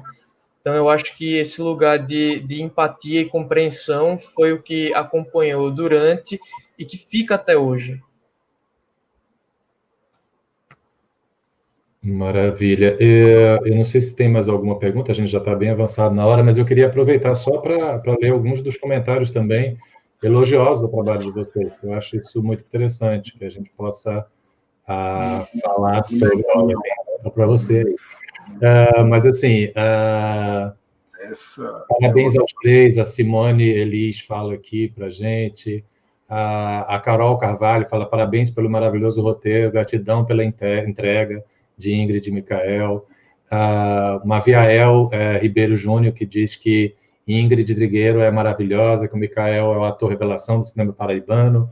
Parabéns a Eduardo e toda a equipe. E várias outras pessoas aqui. É um conjunto que eu estou tendo que abrir 2 telas, então depois a gente vai poder ter acesso quando a gente finalizar a gravação, vai ficar disponível o vídeo, e é até importante, antes que a gente finalize, né, que a gente lembre que o vídeo vai ficar disponível. A gente vai fazer uma pequena edição, porque, de fato, o vídeo não pode ficar disponível, o curta, no início, como a gente expôs, então ele vai fazer uma pequena edição só para tirar ali, até porque eu recomendo que vocês, quando tiverem a oportunidade de assistir, assistam, porque nessa reprodução aqui o áudio ficou um pouco prejudicado, e eu acho que é importante, eu sei do trabalho que vocês têm na produção artística, e tudo tem um sentido de ser, e a gente perdeu um pouco no áudio, então, quando tiverem a oportunidade, assistam, porque vale a pena a gente se provocar a pensar sobre essas questões. E o Ari Falcão aqui fala da participação do terceiro personagem, né, que é o bonequinho.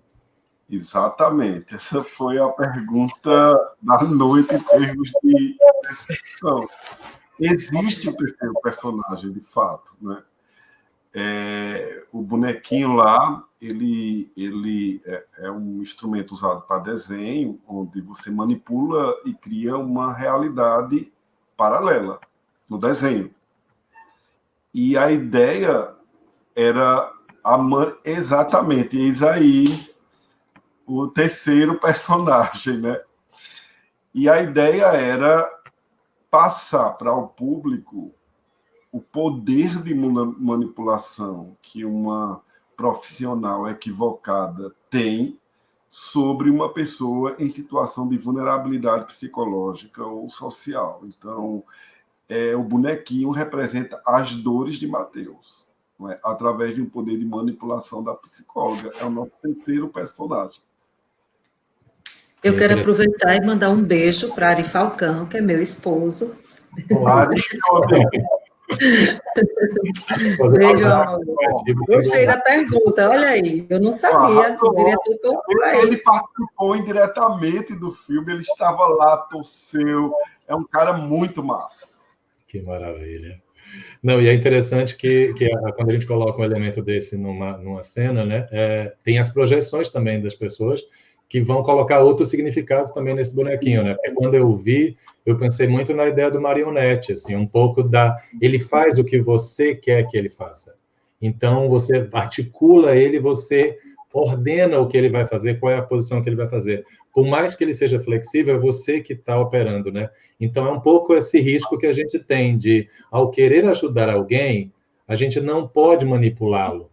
A gente tem que permitir que o desejo dessa pessoa, de fato, se desenvolva, e não o meu desejo, porque o cuidado pode ser sufocante, né? Então, acho que é isso que... É mesmo, massa. Expressou melhor do que quem criou a ideia. Muito obrigado. São as projeções que a gente cria, né? E esse boneco eu tenho há muito tempo, inclusive, e eu não desenho. Mas, enfim, tem uma perguntinha aqui no comentário, uma pergunta, acho que do Vladimir Santiago. É para você, Eduardo, então. Mateus é o nome de um apóstolo da Bíblia.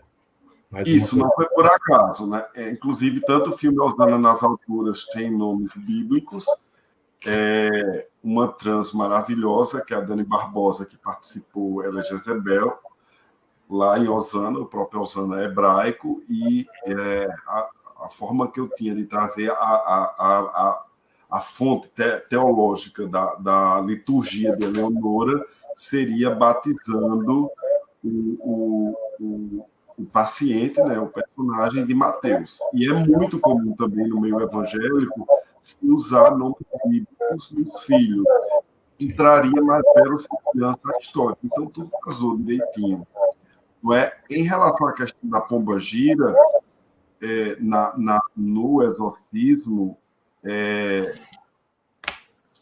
se atribui muito, e aí é uma das coisas que eu pretendo abordar em algum roteiro meu, já está até escrito, que é a questão da intolerância religiosa, né? Se atribui muito a sexualidade à questão de um espírito maligno que alguns cristãos mais fundamentalistas entendem existir em religiões de raízes africanas. Então, a gente colocou no exorcismo, e eu coloquei o nome Eleonora exatamente em contraposição.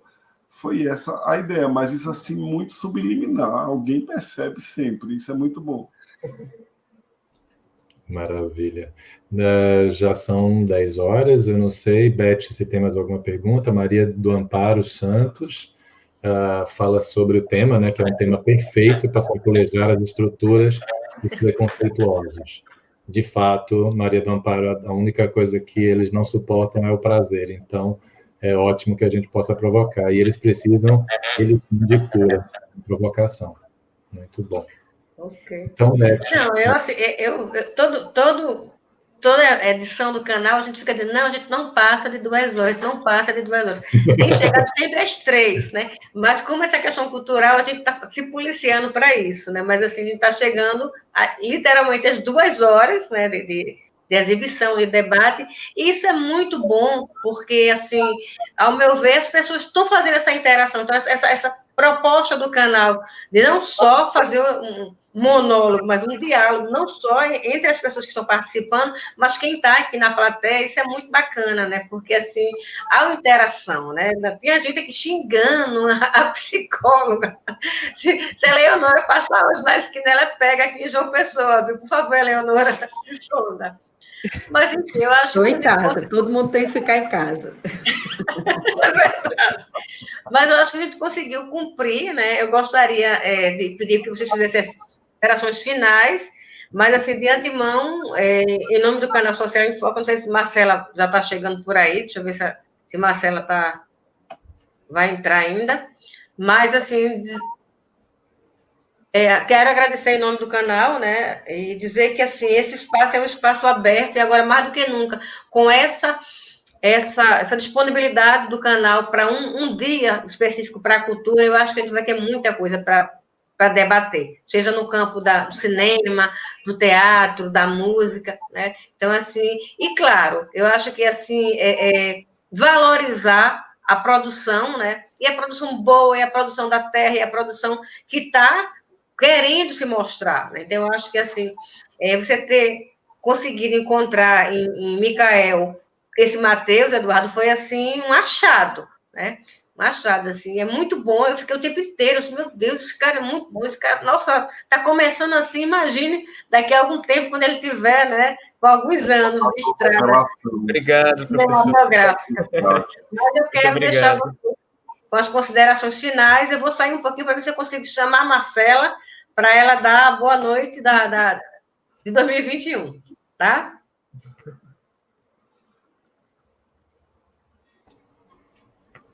O bom é que ela solta a bola, né? E a gente tem que escutar.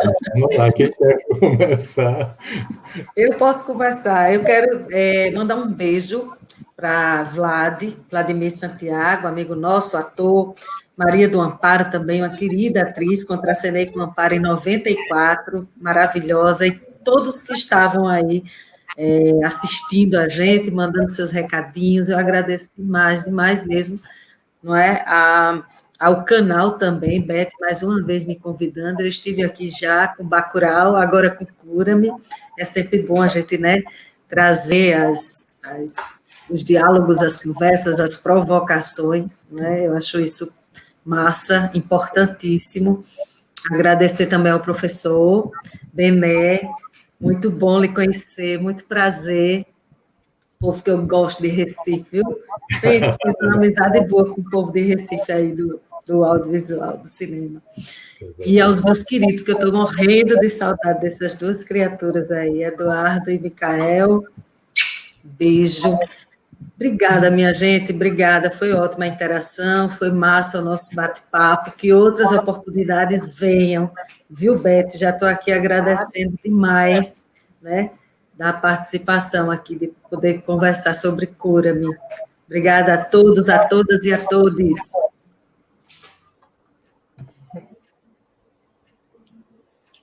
Micael, com você agora.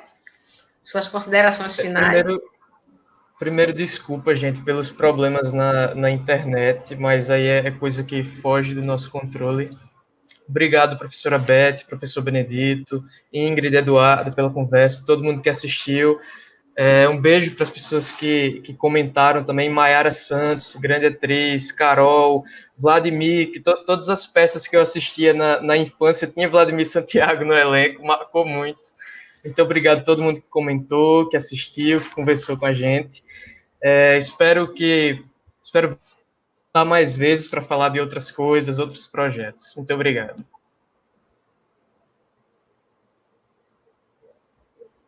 Eduardo?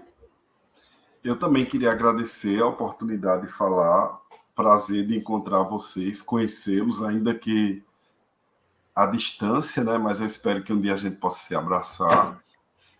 Será realmente muito bom vê-los pessoalmente. Acho que nada é mais caloroso do que um abraço, e a gente, lamentavelmente, está um pouco distante em razão de motivos superiores, que é a pandemia. E agradecer a todos que nos assistiram, todas, todos, enfim, todos. E dizer que a gente precisa falar de direitos humanos, precisa falar de dignidade, precisa se expressar, porque quando a gente cala, a gente permite que o mal domine, que a atrocidade domine, que a perversidade domine. E a cultura, a arte, é uma das luzes que afastam as trevas. Então, eu fico muito feliz das pessoas terem gostado do nosso filme, fico feliz que ele seja um ponto de reflexão, um instrumento de trazer à luz. E queria mandar um beijo para Bertrand, que acabou de comentar agora. Ele é um nosso querido. Beijo, Bertrand! Uma pessoa que eu deposito o maior carinho, confiança e afetividade. Nosso preparador. Uma eterna parceria e amizade, assim, para sempre, tudo que a gente puder fazer juntos, Berto. Então, muito obrigado. Vamos pensar em um mundo melhor. Não vamos perder a fé. Não vamos baixar a cabeça. Sempre erguido, com a mão à frente e acreditando que a igualdade, a solidariedade, a empatia e a afetividade vão vencer essa onda de perversidade que domina o país. Então, muito obrigado a vocês. Um beijo muito carinhoso, um abraço no coração de cada um e dias melhores virão. Obrigado. Ok. Eu achei assim ótimo, você colocou, eu sou cristão, né? É como se, diante do filme, as pessoas precisassem deixar de ser cristão. Eu acho que ser cristão e ser crítico é melhor ainda, é uma casadinha perfeita. Eu acho que você conseguiu fazer isso. Mas você... foi isso, transgressor, revolucionário, extremamente crítico da religião. O povo é que esqueceu quem ele era, né? O problema é o povo aí, não sou eu. Eu continuo achando que ele, na verdade, jamais se uniria ao Estado nem se mancomunaria com os poderosos para oprimir as pessoas. Ao contrário, que ele estava do lado era dos vulneráveis, como nós dos direitos humanos estamos. Então, para mim, dá tudo mais. Perfeito, Eduardo. Bené? Então, acho que é isso. Acho que a gente finaliza de uma forma interessante, né? Porque abrem outras questões que a gente poderia passar realmente muito tempo aqui conversando. A religião não é um problema em si. A institucionalização da religiosidade é que cria esse problema. Então, as pessoas quererem usar Deus, imagina, uma força maior, protetora, deveria ser pensada como energia de cuidado, de afeto, pensá-la a partir de uma outra perspectiva, ou seja, justificar suas práticas de violência a partir de Deus, chega a ser desumano. Mas, enfim, é pensar que a cultura, agradeço novamente a vocês por esse produto, que mostra claramente para a gente que a cultura é uma ação política. Ou seja, a cultura não é pura estética, ou a estética também tem efeitos para além do belo. Eu acho que é muito importante que a gente possa acreditar nisso e reafirmar a importância disso, especialmente nos momentos mais difíceis como os que a gente está enfrentando hoje em dia, onde se nega a importância e a legitimidade da ciência, como também se faz com a cultura. Então, é isso. Agradeço também a Beth, a todas as pessoas que estão envolvidas. Parabéns, Bertrand, também. A gente falou muito de você de forma indireta aqui. Então, é isso. Obrigado mais uma vez pelo convite. E que bom que ficou gravado para poder a gente usar esse material depois em outro contexto. A gente vai seguir a orientação do Eduardo, né? Pena que a gente vai ter que fazer isso, mas eu vou baixar, né? E a gente vai fazer essa edição. Mas, enfim, eu acho que foi muito bacana ter partilhado com vocês essa noite, assim, a gente começa a retomar o Canal Social em Foco 2021 com essa questão da cultura e trazendo esse debate especificamente. E aí, para fechar, né, com chave de ouro, eu quero colocar para as pessoas que a gente abriu para a pauta. Então, quem quiser colocar a pauta para o canal, basta mandar um e-mail para o socialemfoco20@gmail.com, informando qual a temática, quem você gostaria de chamar, que a gente vai estar estruturando o calendário, né, de fevereiro a dezembro, e, claro, a gente vai estar acatando as indicações, né? Então, eu acho que essa questão do canal ter essa flexibilidade, isso aí tem feito a diferença do canal Social em Foco, que, como a gente denomina, né, é um canal nosso no YouTube.